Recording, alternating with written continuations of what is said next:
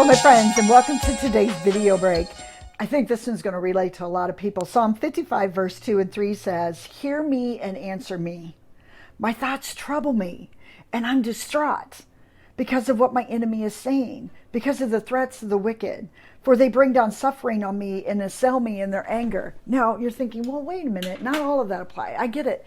But haven't your thoughts distraught you some in this season of life together, as we walk through this life together, that there are certain situations in life that you just get so heavy about?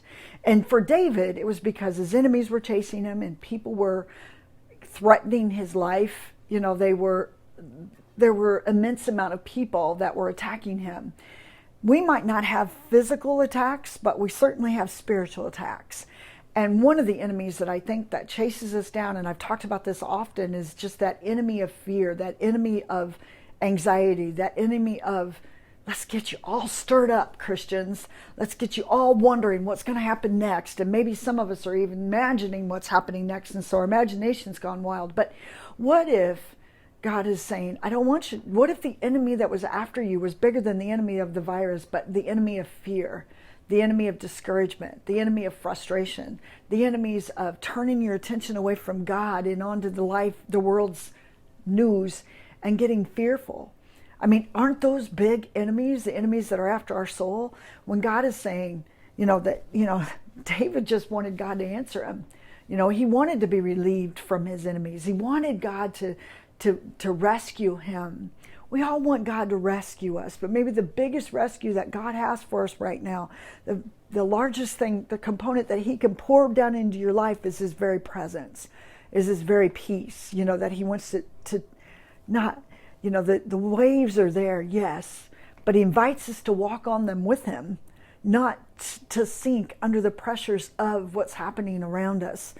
I get that, I keep asking people, what's the worst thing that could happen? And of course, we all know what those worst things are, and they all might look different. But what if you had to walk through the worst trial without God?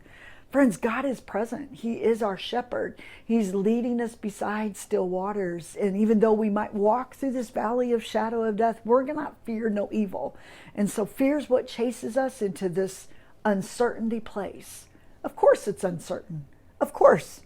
Let's understand and accept the place that we are, but realize that we're not alone in it, that God is with us. And maybe this could be the greatest season of your life, understanding the power of God, the power of who he is. We're not coward Christians. We're strong and brave because of who he's made us.